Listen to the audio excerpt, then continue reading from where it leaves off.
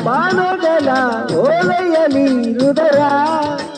ಇಡುವೆ ನೀಡಿರುವೆ ಓ ಗೆಳತಿ ಓದುವೆಯ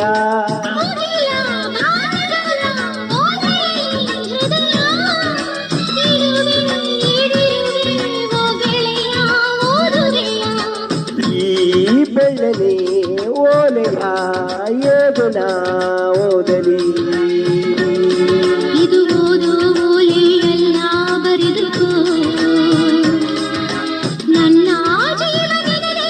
ಎಂದುಕೋ ನಿನ್ನ ಮನದ ಮನೆಗೆ ತಂದುಕೋ ಈ ಕಂಗಳ ಬಾಗಿಲ ಬಾತವೆಯುವೆ ಬಂದು ನೀ ಸೇರಿಕೋ ಮೇಘವೇ ಮೇಘವೇ